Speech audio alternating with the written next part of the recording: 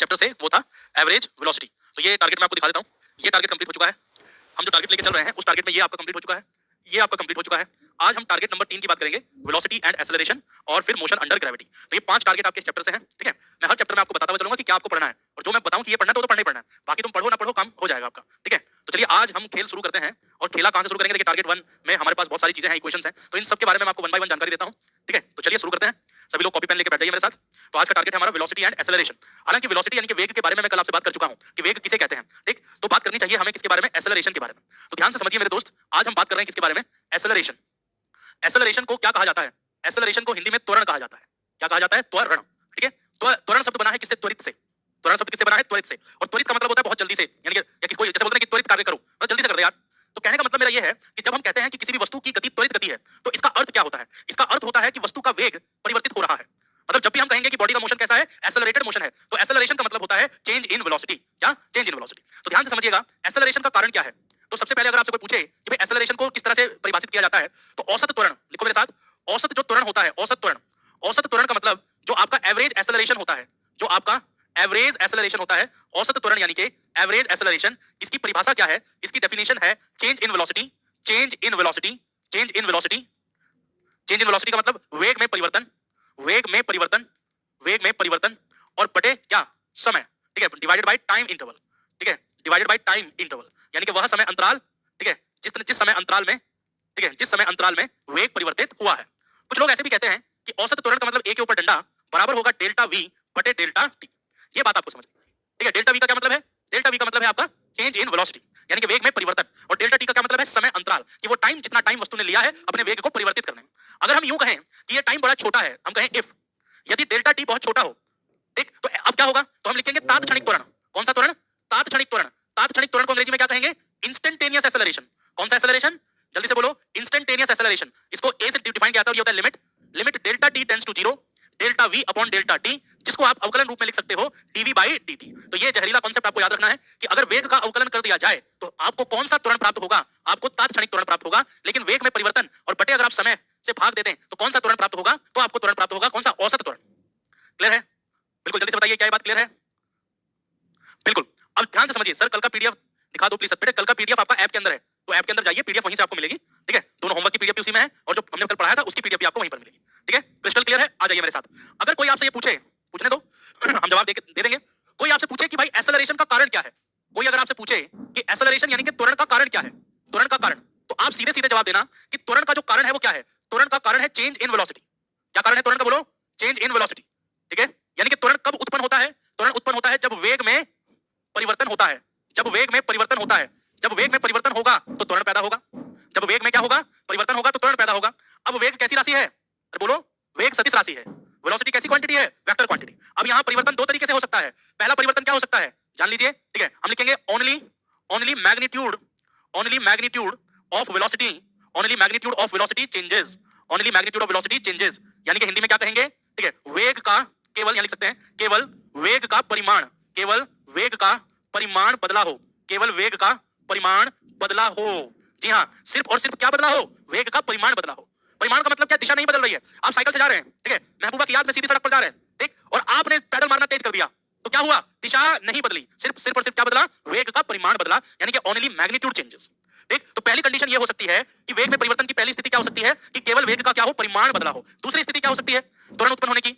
दूसरी स्थिति हो सकती है, दूसरी स्थिति हो सकती है only, only direction, only direction of velocity, direction of velocity changes, direction of velocity changes, ठीक है। यानी कि क्या कहेंगे? केवल, केवल वेग की दिशा बदली हो, केवल वेग की दिशा बदली हो या दिशा में परिवर्तन, ठीक है, केवल वेग की दिशा में परिवर्तन। क्लियर हो रहा है? अब इसका एग्जांपल क्या हो सकता है? जैसे मान लीजिए आप जा रहे हैं स्कूटर से, आपकी स्पीड कांस्टेंट है लेकिन रास्ता टेढ़ा मेढ़ा है, देख रास्ता कैसा है? टेढ़ा मेढ़ा रास्ता है। तो रास्ता अगर टेढ़ा मेढ़ा है तो क्या होगा? यहां पर वेग की केवल क्या बदलेगी? दिशा बदलेगी, ठीक है। और तीसरी स्थिति क्या हो सकती है त्वरण पैदा होने की? बताइए जरा, तीसरी स्थिति क्या हो सकती है? ठीक है, हम लिखेंगे यहां पर both, both magnitude, both magnitude and direction, both magnitude and direction of velocity, both magnitude and direction of velocity changes. क्या मतलब हुआ? ठीक है, वेग का, वेग की दिशा, वेग की दिशा तथा परिमाण, वेग की दिशा तथा परिमाण दोनों परिवर्तित हो, दोनों परिवर्तित हो, सॉरी, दोनों परिवर्तित हो, ये बात आपको याद करनी है। बताइए, कमेंट करके बताइए जल्दी से, क्या ये बात क्लियर है? कमेंट करके बताइए क्या ये बात क्लियर है? बताइए जरा कमेंट करके। बिल्कुल, गाजीपुर से आपका प्रणाम, हमने स्वीकार कर लिया।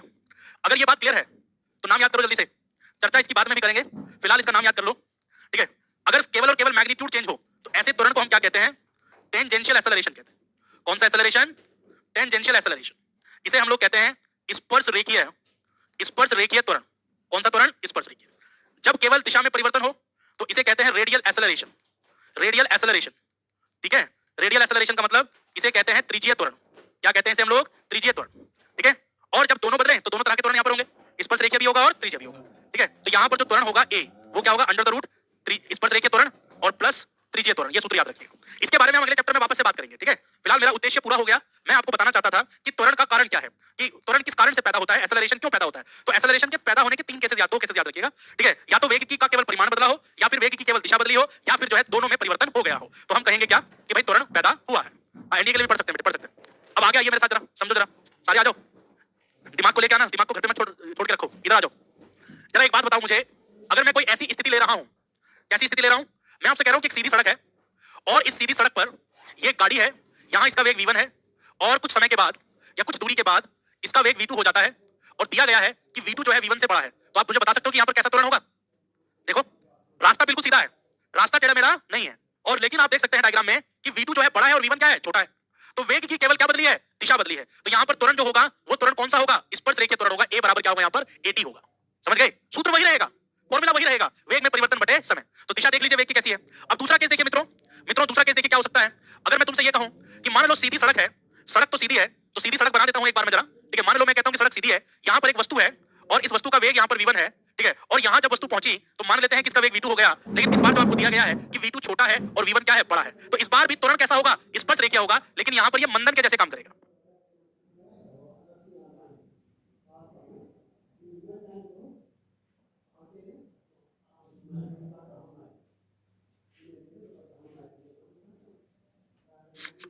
ठीक, अब यहां पर देखिए ये v1 है और ये v2 है, ठीक है? तो अब इस कंडीशन को समझिए। यहां पर आप देख सकते हैं, साफ तौर पर देख सकते हैं, क्या देख सकते हैं कि जो v1 है वो आपका जो है छोटा बड़ा है और v2 क्या है? छोटा है। तो यहां पर जो दिशा होगी वो दिशा ये होगी, क्योंकि यहां पर क्या हुआ है भैया? यहां पर मंदन हुआ है।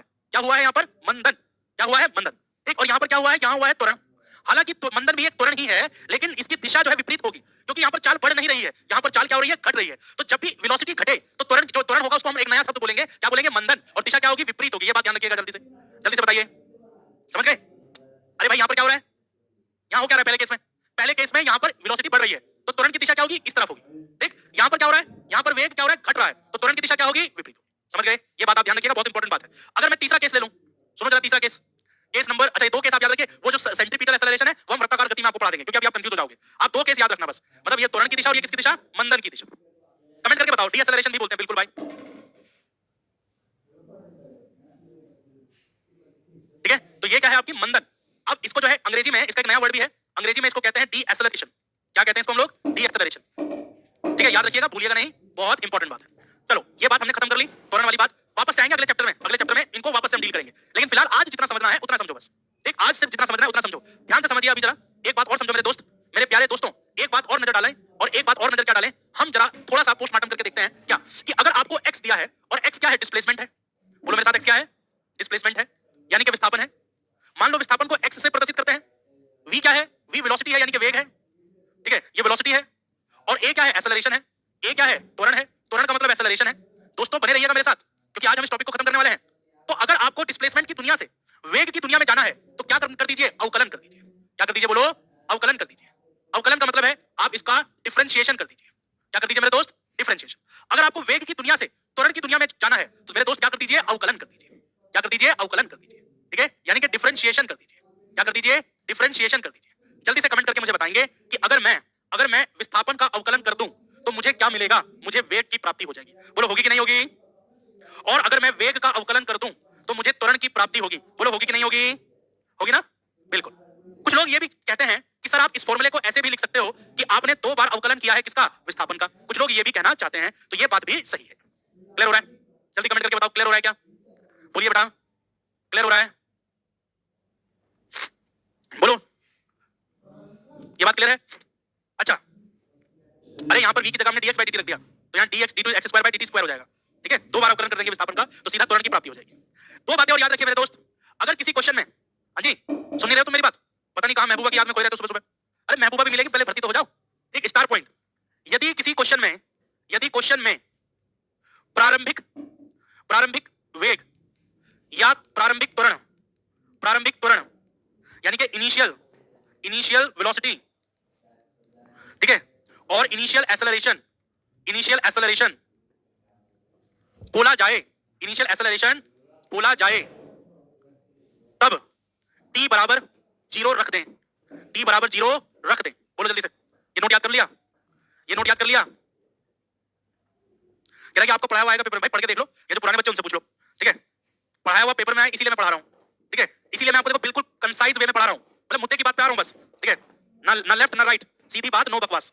ठीक है, मुद्दे की बात पे आ रहे हैं, बस भर्ती होना हमें किसी भी तरीके से, इसलिए मैं आपको हर चैप्टर से वो चीज पढ़ा रहा हूं जो पेपर में आने वाली है। ठीक है, यहाँ पर बोर्ड एग्जाम की तैयारी तो चल नहीं रही, तो बस जो मैं बताता चला जाऊं वो आप याद करते चले जाओ। तो अगर किसी क्वेश्चन में प्रारंभिक वेग या प्रारंभिक त्वरण बोला जाए तो इसका मतलब है कि आप t का मान क्या रख दें? 0 रख दें। t का मान क्या रख दें? 0 रख दें। चलिए जरा आगे बढ़ते हैं, अगली तैयारी देखो जरा। अब गति की समीकरण कितनी होती है? जरा 3 होती है गति की समीकरण। बात करेंगे इक्वेशन ऑफ मोशन। ठीक है, इक्वेशन ऑफ मोशन यानी कि गति की समीकरण है। तो गति की समीकरण वैसे 4 होती हैं। ठीक है, जल्दी से मुझे बताओ पहली समीकरण कौन सी होती है? बोलो पहली समीकरण, v बराबर u प्लस at, ये पहली समीकरण होती है गति की। v क्या है इसमें? अंतिम वेग। u क्या है इसमें? प्रारंभिक वेग। a क्या है? त्वरण। और t क्या है? समय। याद रखना, इस बात को भूलना नहीं है। तो गति की पहली समीकरण याद हो गई सबको? ये तो याद भी थी आपको, v बराबर u प्लस at। आओ जल्दी से, दूसरी समीकरण क्या है गति की? बोलो जल्दी से, s बराबर ut plus half at square. ठीक, बहुत बढ़िया, बहुत तेज हो गए हो तुम लोग। महबूबा की याद में मत डूबे रहा करो मेरे बेटे, ठीक है, नहीं तो पढ़ाई नहीं होगी। ठीक है, तीसरी समीकरण क्या है? v square is equal to u square plus 2as, ये आपकी तीसरी समीकरण है। लेकिन एक बात याद रखना, भूलना मत, ये तीनों समीकरण तभी लगती हैं। ठीक है, ये तीनों तभी लगती हैं, ये तीनों समीकरण,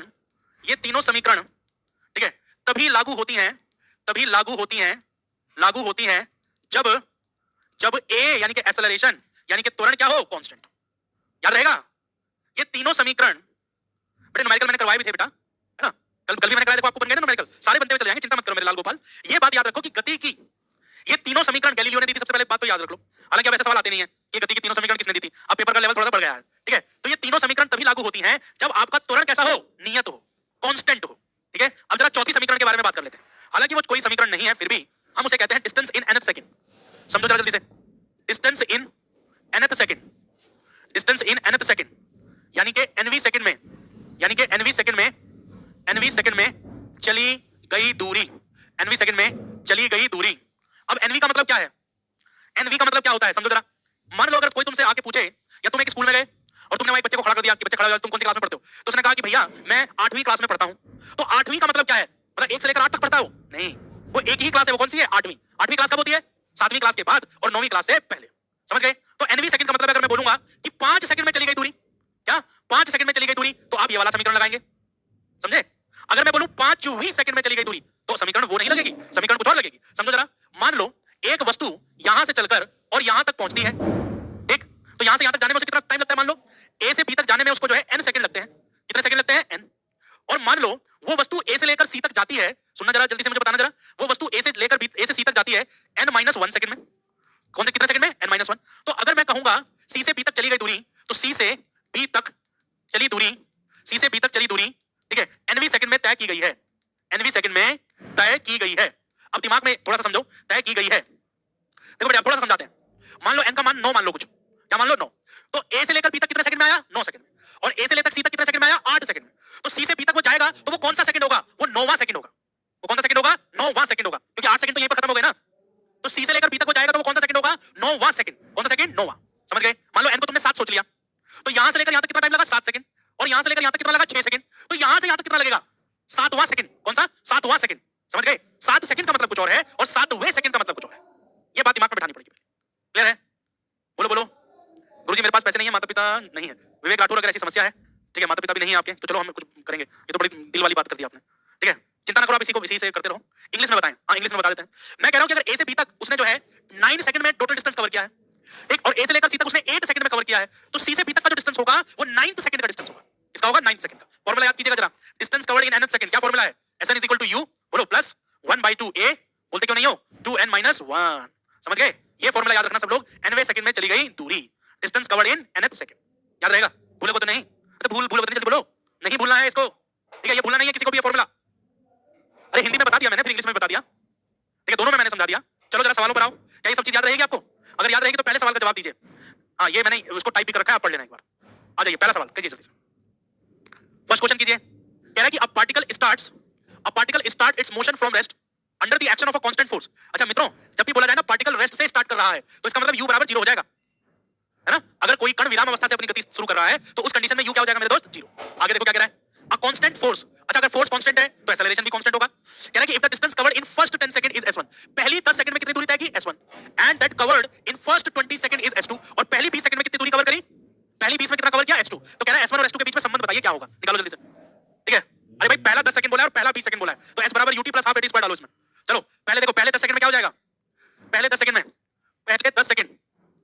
फर्स्ट 10 सेकंड, पहले 10 सेकंड में s1 u 0 है, एक्सेलरेशन a हो गया, 10 सेकंड, 10 का स्क्वायर कितना हो गया? 100, ठीक? तो ये कितना हो गया? ये हो जाएगा आपका 50a।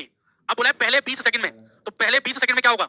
पहले 20 सेकंड में s2 u 0 हो गया प्लस 1/2a, 20 का स्क्वायर कितना हो गया? 400, ठीक है? तो ये कितना हो जाएगा आपका? 200a।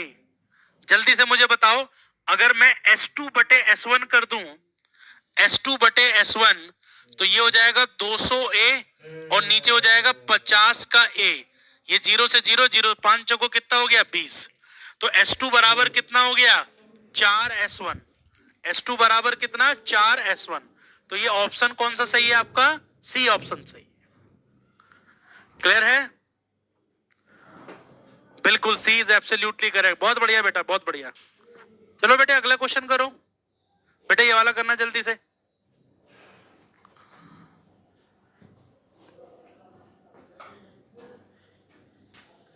कह रहा है कि a train runs by a constant speed towards east.